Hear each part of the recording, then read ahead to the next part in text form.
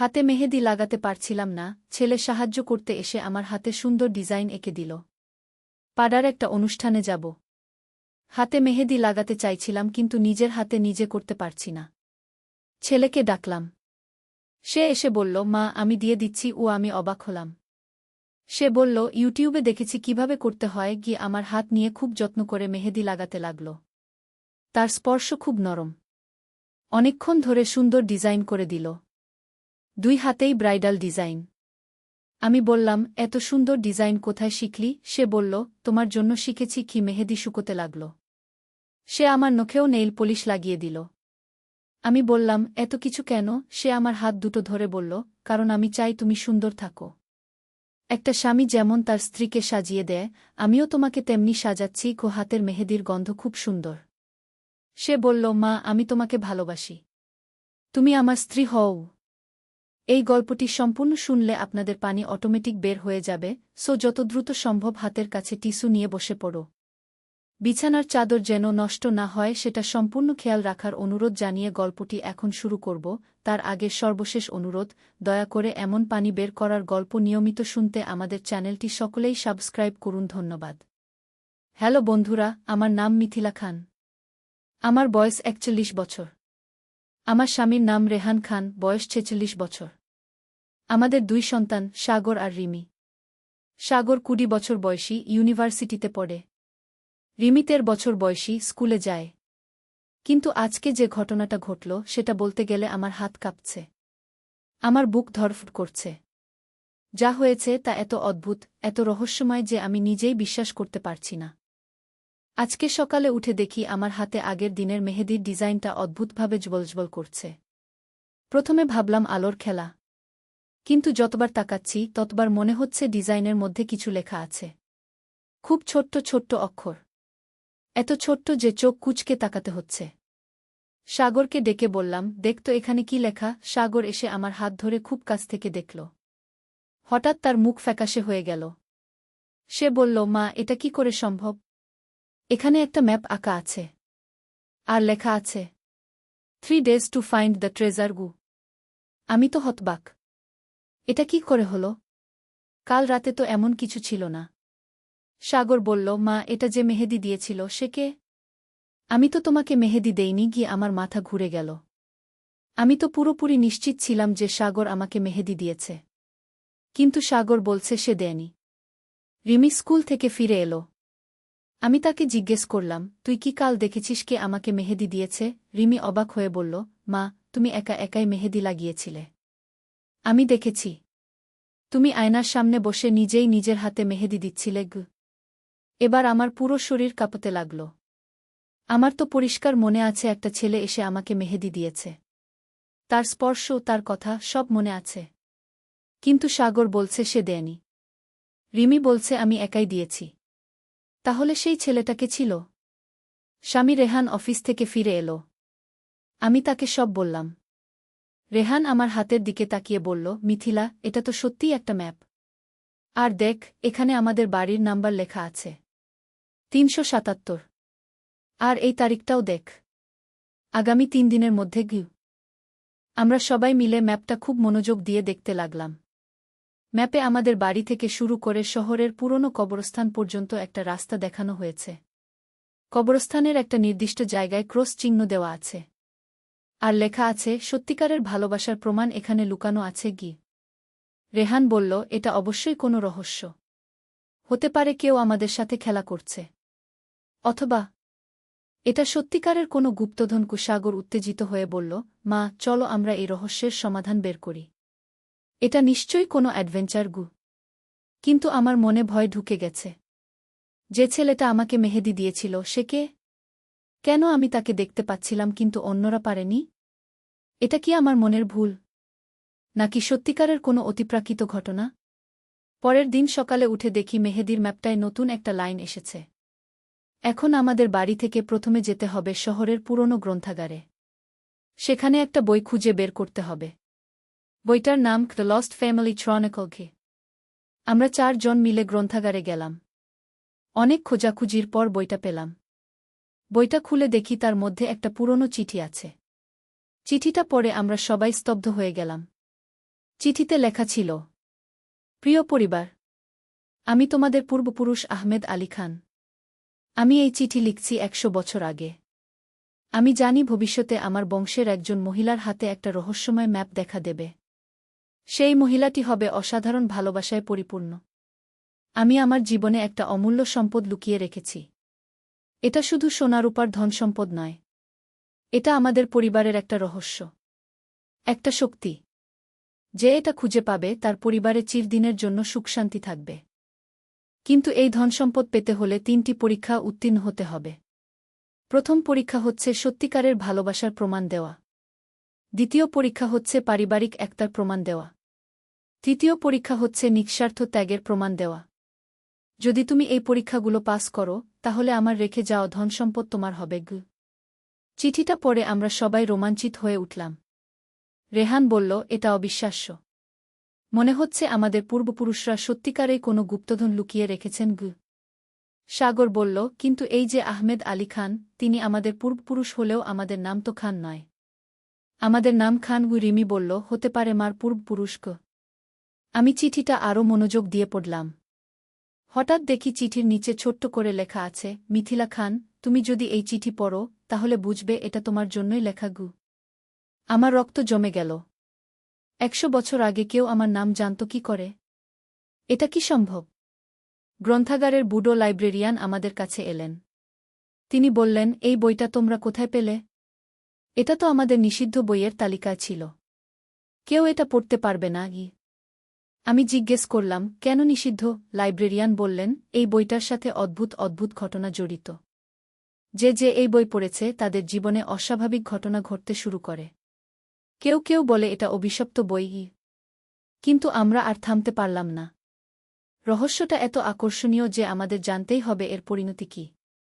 চিঠির নির্দেশ অনুযায়ী আমাদের পরবর্তী গন্তব্য ছিল শহরের প্রাচীন মসজিদ।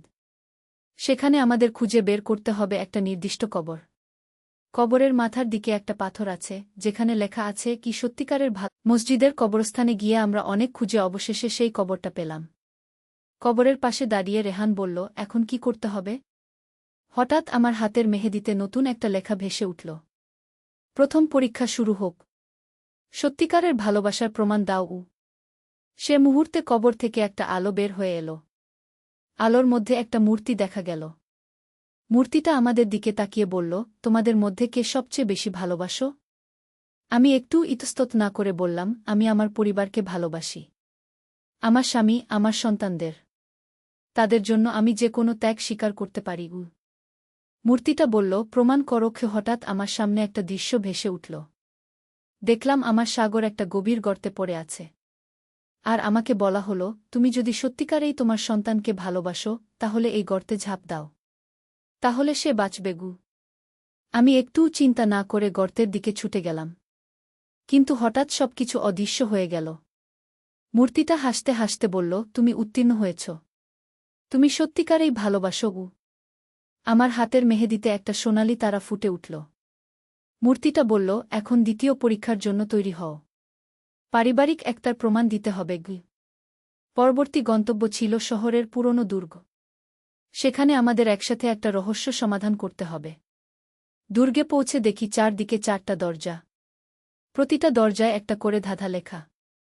প্রথম দরজায় লেখা, যা দেওয়া হয় তা ফিরে আসে। দ্বিতীয় দরজায় লেখা, যা ভাগ করা হয় তা বেড়ে যায়।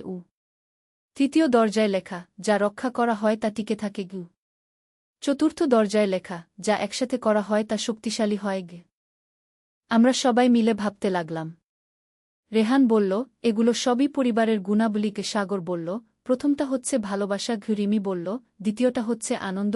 আমি বললাম, তৃতীয়টা হচ্ছে বিশ্বাস। আমরা সবাই একসাথে বললাম, চতুর্থটা হচ্ছে একতা। সে মুহূর্তে 4টা দরজায় খুলে গেল। ভেতরে একটা বড় রুম। সেখানে একটা টেবিল, তাতে একটা বই। বইটা খুলে পড়তে লাগলাম। বইতে লেখা ছিল আমাদের পূর্বপুরুষদের ইতিহাস। কিভাবে তারা বংশপরম্পরায় একতাবদ্ধ থেকে সব বিপদ মোকাবেলা করেছেন। কিভাবে তারা একে অপরের জন্য ত্যাগ স্বীকার করেছেন। হঠাৎ বই থেকে একটা কাগজ বের হয়ে এলো। কাগজে লেখা, দ্বিতীয় পরীক্ষা উত্তীর্ণ। এখন তৃতীয় এবং শেষ পরীক্ষার জন্য প্রস্তুত হও। আমার হাতের মেহেদিতে দ্বিতীয় সোনালি তারা ফুটে উঠল। এবার আমাদের শেষ গন্তব্য, শহরের উপকণ্ঠে একটা পুরনো বাগানবাড়ি। বাগানবাড়িতে পৌঁছে দেখি সেখানে একটা অদ্ভুত দৃশ্য। একটা বৃদ্ধ মানুষ একা একা বসে আছেন। তার চোখে পানি। আমরা কাছে গেলে তিনি বললেন, আমার কোনো সন্তান নেই। আমার কোনো পরিবার নেই। আমি একা। তোমরা কি আমাকে তোমাদের পরিবারের সদস্য বানাবে? এটাই ছিল তৃতীয় পরীক্ষা। নিঃস্বার্থ ত্যাগের পরীক্ষা। একজন অপরিচিত মানুষকে নিজের পরিবারের সদস্য বানানো। আমি একটু দ্বিধা না করে বললাম, অবশ্যই। আপনি আমাদের পরিবারের একজন সদস্য। রেহান, সাগর, রিমি সবাই একসাথে বলল, আমাদের সাথে চলুন গু। বৃদ্ধ মানুষটি হাসতে হাসতে বললেন, তোমরা সবাই উত্তীর্ণ হয়েছ। হঠাৎ তিনি অদৃশ্য হয়ে গেলেন। আমার হাতের মেহেদিতে তৃতীয় সোনালি তারা ফুটে উঠল। তিনটে তারা মিলে একটা ত্রিভুজ তৈরি করল। ত্রিভুজের মাঝখানে একটা চাবি দেখা দিল। বাগানবাড়ির মাঝখানে একটা পুরনো গাছ। গাছের নিচে একটা লোহার বাক্স। আমি চাবি দিয়ে বাক্সটা খুললাম। বাক্সের ভেতর ছিল অনেক সোনার মুদ্রা, কিছু হীরের গয়না, আর একটা চিঠি। চিঠিতে লেখা ছিল, প্রিয় মিথিলা, তুমি এবং তোমার পরিবার সফলভাবে সব পরীক্ষায় উত্তীর্ণ হয়েছ। এই ধনসম্পদ এখন তোমাদের। কিন্তু এর চেয়েও বড় পুরস্কার হচ্ছে তোমাদের পারিবারিক বন্ধন আরও মজবুত হয়েছে। আসলে যে ছেলেটি তোমাকে মেহেদি দিয়েছিল সে ছিল আমার আত্মা। আমি তোমাদের পরিবারের ভালোবাসা দেখে মুগ্ধ হয়েছিলাম। তাই তোমাদের এই পরীক্ষায় অংশ নেওয়ার সুযোগ দিয়েছিলাম। এই ধনসম্পদ দিয়ে তোমরা মানুষের সেবা করো, দরিদ্রদের সাহায্য করো। তাহলে এই ধনসম্পদ আরও বেড়ে যাবে। তোমাদের পূর্বপুরুষ। আহমেদ আলী খান গু। আমরা সবাই আনন্দে কেঁদে ফেললাম। এই অ্যাডভেঞ্চার আমাদের পরিবারকে আরও কাছে এনে দিয়েছে। আমরা বুঝতে পারলাম যে সত্যিকারের ধনসম্পদ হচ্ছে পরিবারের ভালোবাসা। কিন্তু রহস্য এখানেই শেষ নয়। বাড়িতে ফিরে দেখি আমাদের বাড়ির সামনে একটা নতুন গাছ গজিয়েছে। গাছে ঝুলছে সোনালি ফল। প্রতিদিন এই গাছে নতুন ফল ধরে। আমরা এই ফল বিক্রি করে দরিদ্রদের সাহায্য করি। এভাবেই আমাদের জীবনে এলো একটা অদ্ভুত পরিবর্তন। কিন্তু আমাদের অ্যাডভেঞ্চার এখানেই শেষ নয়। কয়েকদিন পর আমার হাতের মেহেদিতে আবার নতুন কিছু দেখা দিল। এবার লেখা আছে, দ্বিতীয় অধ্যায় শুরু হবে পূর্ণিমার রাতে। আমি বুঝলাম আরও রহস্য বাকি আছে। পূর্ণিমার রাতে আমরা সবাই জেগে থাকলাম। রাত 12টার সময় হঠাৎ আমাদের বাড়ির উঠোনে একটা উজ্জ্বল আলো দেখা দিল। আলোর মধ্যে থেকে বের হয়ে এলো একটা সুন্দরী মহিলা। তার পরনে সাদা শাড়ি, চুলে ফুলের মালা। মহিলাটি আমাদের দিকে তাকিয়ে বললেন, আমি ফাতেমা বেগম, আহমেদ আলী খানের স্ত্রী। তোমরা প্রথম ধাপে সফল হয়েছ। এবার দ্বিতীয় ধাপের পরীক্ষা শুরু হবে। ফাতেমা বেগম বললেন, এবার তোমাদের অতীতের গভীরে যেতে হবে। তোমাদের পূর্বপুরুষদের ইতিহাস জানতে হবে। সেখানে আছে আরও বড় একটা রহস্য। একটা অভিশাপ যা বংশপরম্পরায় চলে আসছে। যে অভিশাপ ভাঙতে পারবে সে পাবে অমরত্বের রহস্য। আমার গা কেঁপে উঠল। অভিশাপ? অমরত্ব? এসব কি সত্যি? ফাতেমা বেগম আমার হাতে একটা প্রাচীন আংটি পরিয়ে দিলেন। আংটিটা পরার সাথে সাথেই আমার চোখের সামনে ভেসে উঠল অতীতের দৃশ্য। দেখলাম 500 বছর আগের একটা গ্রাম। সেখানে আমাদের পূর্বপুরুষ সুলতান খান একটা রাজবাড়িতে থাকতেন। তিনি ছিলেন খুবই ন্যায়পরায়ণ এবং দানশীল। কিন্তু তার একটা শত্রু ছিল। নাম কালো জাদুকর মন্টু। মন্টু সুলতান খানের সম্পত্তি দখল করতে চাইত। কিন্তু সুলতান খান তাকে কিছুতেই দিতে চাইতেন না। রাগে ক্ষোভে মন্টু একটা ভয়ানক অভিশাপ দিয়েছিল। অভিশাপটা ছিল এরকম, সুলতান খানের বংশধররা কখনো সুখী হতে পারবে না। তাদের জীবনে নানা বিপদাপদ আসতে থাকবে। তবে যদি কোনো এক প্রজন্মে এমন কেউ থাকে যে নিঃস্বার্থ ভালোবাসার পরীক্ষায় উত্তীর্ণ হয়, তাহলে অভিশাপ ভেঙে যাবে। আমি বুঝলাম আমরা সেই অভিশাপেই আক্রান্ত ছিলাম। আমাদের পরিবারে যে ছোটখাটো সমস্যাগুলো হতো সেগুলো হয়তো এই অভিশাপেরই ফল। ফাতেমা বেগম বললেন, তোমরা প্রথম ধাপে উত্তীর্ণ হয়েছ। এখন দ্বিতীয় ধাপ। তোমাদের সেই কালো জাদুকর মন্টুর গুহায় যেতে হবে। সেখানে তার আত্মার সাথে লড়াই করতে হবে। জিতলে অভিশাপ ভেঙে যাবে। হারলে চিরকালের জন্য অভিশপ্ত হয়ে থাকবে। আমি ভয়ে কাঁপতে লাগলাম। কিন্তু রেহান আমার হাত ধরে বলল, আমরা একসাথে আছি। কিছু হবে না। পরদিন সকালে আমরা রওনা দিলাম পাহাড়ের উদ্দেশ্যে। ফাতেমা বেগমের দেওয়া একটা ম্যাপ অনুসরণ করে আমরা পৌঁছে গেলাম একটা অন্ধকার গুহার কাছে। গুহার মুখে লেখা খুব প্রবেশ নিষেধ, মৃত্যুর গুহাগে। গুহার ভেতরে ঢোকার সাথে সাথেই চারদিক থেকে ভয়ানক চিৎকার শুনতে পেলাম। দেওয়ালে লেখা নানা অভিশাপের কথা। মাঝে মাঝে কঙ্কাল দেখা যাচ্ছে। গুহার গভীরে গিয়ে দেখি একটা বড়হোল ঘর। সেখানে একটা সিংহাসনে বসে আছে একটা ভয়ানক আকৃতির ছায়ামূর্তি। এটাই মন্টুর আত্মা। মন্টু গর্জন করে বলল, কে সাহস করে আমার রাজ্যে আসলো? তোমরা কি সুলতান খানের বংশধর? আমি সাহস সংগ্রহ করে বললাম, হ্যাঁ, আমরা সুলতান খানের বংশধর। আমরা এসেছি তোমার অভিশাপ ভাঙতে। মন্টু হাসতে হাসতে বলল, অভিশাপ ভাঙতে? হা হা হা। 500 বছর ধরে অনেকেই এসেছিল। সবাই ব্যর্থ হয়েছে। তোমরাও ব্যর্থ হবে গু। মন্টু তার হাত তুলতেই গুহার চারদিক থেকে আগুন বের হতে লাগল। আমাদের চারপাশে ঘুরতে লাগল আগুনের ঢেউ। গরমে আমাদের দম বন্ধ হয়ে আসছে। কিন্তু আমি আমার হাতের আংটির দিকে তাকালাম। আংটি থেকে ঠান্ডা একটা আলো বের হচ্ছে। সেই আলো আগুনকে ঠেকিয়ে রাখছে। মন্টু অবাক হয়ে বলল, এ কি? তোমার কাছে ফাতেমার আংটি? আমি বললাম, হ্যাঁ। এবং আমি তোমার সাথে লড়াই করতে প্রস্তুত। মন্টু বলল, তবে শোনো আমার চ্যালেঞ্জ। আমি তোমাদের সামনে 3টা দরজা খুলে দেব। প্রথম দরজার পেছনে আছে অসীম ধনসম্পদ। দ্বিতীয় দরজার পেছনে আছে অমরত্ব। তৃতীয় দরজার পেছনে আছে তোমাদের পরিবারের সবার মৃত্যু। তোমাকে একটা দরজা বেছে নিতে হবে। কিন্তু তুমি জানো না কোন দরজার পেছনে কি আছে গি। আমার সামনে 3টা দরজা দেখা দিল। সবগুলোই দেখতে একরকম। কোনটা বেছে নেব? রেহান বলল, মিথিলা, যা মনে হয় সেটাই করো। আমরা তোমার সাথে আছি। সাগর বলল, মা, তুমি যেটা ঠিক মনে করো। রিমি বলল, আমি তোমাকে বিশ্বাস করি মা গি। আমি গভীরভাবে চিন্তা করলাম। সত্যিকারের ভালোবাসা কখনো স্বার্থপর হয় না। আমি যদি সত্যিকারেই আমার পরিবারকে ভালোবাসি, তাহলে আমার নিজের লাভের কথা ভাবার দরকার নেই। আমি তৃতীয় দরজার দিকে এগিয়ে গেলাম। মনে মনে ভাবলাম, যদি এই দরজার পেছনে সত্যিই আমাদের মৃত্যু থাকে, তাহলেও আমি প্রস্তুত। আমি আমার পরিবারের জন্য যে কোনো ত্যাগ স্বীকার করতে পারি। দরজা খোলার সাথে সাথেই একটা উজ্জ্বল আলো বের হল। আলোর মধ্যে থেকে বের হয়ে এলো আহমেদ আলী খান এবং ফাতেমা বেগম। আহমেদ আলী খান হাসতে হাসতে বললেন, তুমি সঠিক পছন্দ করেছ মিথিলা। তৃতীয় দরজার পেছনে ছিল অভিশাপ মুক্তি। তুমি নিজের স্বার্থের চেয়ে পরিবারের কল্যাণকে প্রাধান্য দিয়েছ গু। মন্টু চিৎকার করে বলল, এ অসম্ভব। কেউ আমার ফাঁদে পা দেয়নি। ফাতেমা বেগম বললেন, মন্টু, তোমার অভিশাপের শক্তি শেষ। এখন তুমি শান্তিতে চলে যেতে পারো গো। হঠাৎ মন্টুর ভয়ানক চেহারা বদলে গেল। সে এখন দেখতে একজন সাধারণ বৃদ্ধ মানুষের মতো। তার চোখে অনুশোচনার ছাপ। মন্টু বলল, আমি ক্ষমা চাই। আমি রাগের বশে এমন একটা কাজ করেছিলাম যা আমার করা উচিত ছিল না। 500 বছর ধরে আমি অনুশোচনায় ভুগছি। আমি বললাম, আমি তোমাকে ক্ষমা করলাম কি সে মুহূর্তে মন্টুর শরীর থেকে একটা সোনালি আলো বের হয়ে স্বর্গের দিকে উঠে গেল। আহমেদ আলী খান বললেন, অভিশাপ ভেঙে গেছে। এখন তোমাদের বংশ চিরকালের জন্য সুখী থাকবে গু। কিন্তু এখানেই শেষ নয়। ফাতেমা বেগম বললেন, এবার তোমাদের সবচেয়ে বড় পুরস্কারের সময় এসেছে গি। তিনি আমার মাথায় হাত রেখে বললেন, তুমি এবং তোমার পরিবার এখন থেকে বিশেষ ক্ষমতার অধিকারী হলে। তোমরা মানুষের মনের কথা বুঝতে পারবে। অসুস্থ মানুষকে ভালো করতে পারবে। বিপদে পড়া মানুষদের সাহায্য করতে পারবে গি। আমি জিজ্ঞেস করলাম, এই ক্ষমতা দিয়ে আমরা কি করব? আহমেদ আলী খান বললেন, তোমরা মানব সেবায় এই ক্ষমতা ব্যবহার করবে। দরিদ্রদের সাহায্য করবে। অসহায়দের পাশে দাঁড়াবে গু।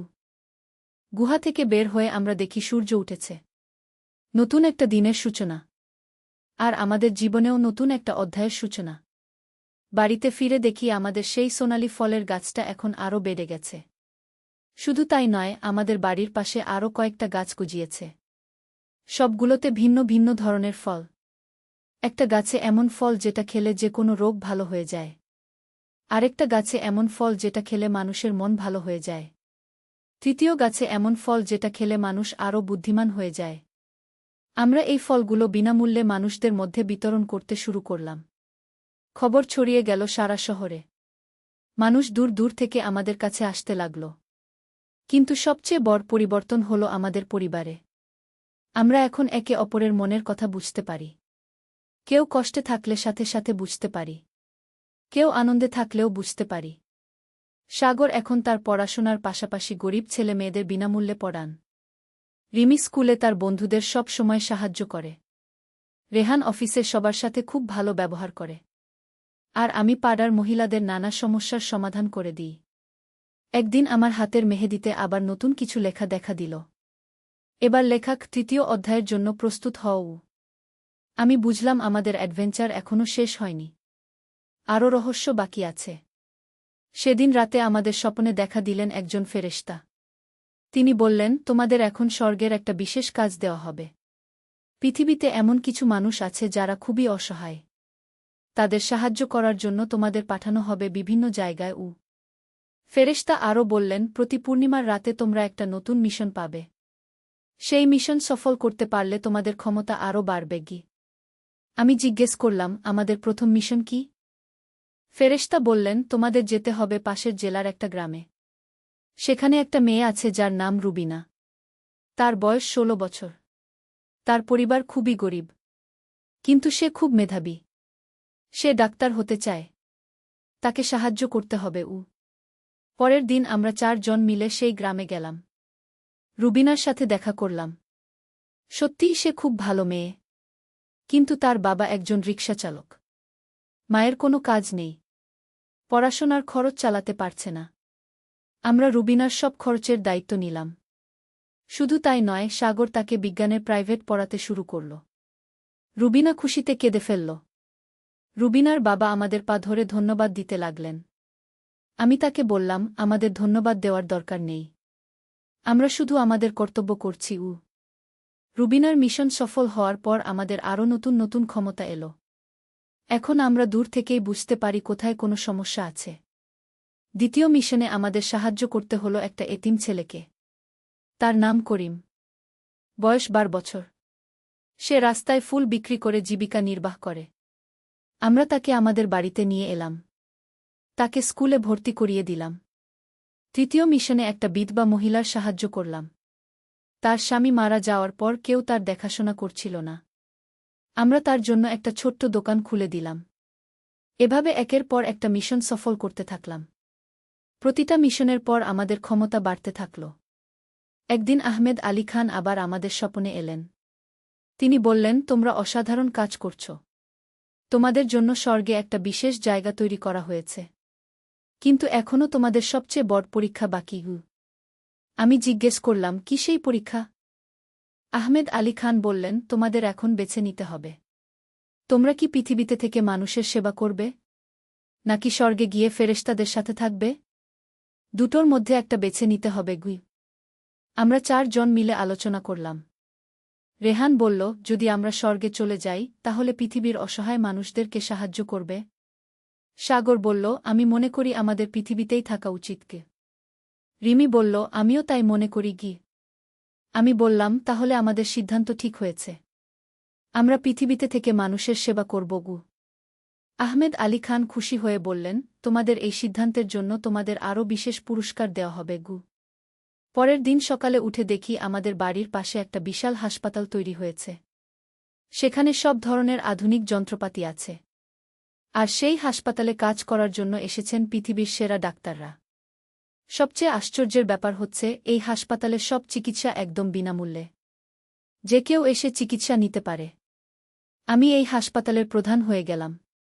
যদিও আমার কোনো ডাক্তারি ডিগ্রি নেই, কিন্তু আমার হাতে এখন রোগ সারানোর ক্ষমতা আছে। আমি হাত দিলেই যে কোনো রোগী ভালো হয়ে যায়। রেহান হাসপাতালের ম্যানেজার হয়ে গেল। সাগর সেখানে শিক্ষানবিশ ডাক্তার হিসেবে কাজ শুরু করল। রিমি রোগীদের সেবা শুশ্রূষা করে। আমাদের হাসপাতালের খবর ছড়িয়ে গেল দেশের সর্বত্র। মানুষ দূর দূর থেকে চিকিৎসা নিতে আসতে লাগল। আমরা সবাইকে বিনামূল্যে চিকিৎসা দিতে লাগলাম। একদিন একটা ছোট্ট মেয়ে এলো। তার নাম পারুল। বয়স 8 বছর। সে জন্ম থেকেই অন্ধ। তার বাবা মা তাকে নিয়ে অনেক ডাক্তারের কাছে গেছে, কিন্তু কেউ তার চোখ ভালো করতে পারেনি। আমি পারুলের চোখে হাত রাখলাম আর বললাম, পারুল, তোমার চোখ এখন থেকে ভালো হয়ে যাবে। হঠাৎ পারুল চিৎকার করে উঠল, আমি দেখতে পাচ্ছি, আমি দেখতে পাচ্ছি। সে তার মা বাবাকে জড়িয়ে ধরল। পারুলের বাবা-মা কান্নায় ভেঙে পড়ল। তারা আমার পায়ে পড়ে ধন্যবাদ দিতে লাগল। এরকম প্রতিদিন অনেক অলৌকিক ঘটনা ঘটতে লাগল আমাদের হাসপাতালে। খো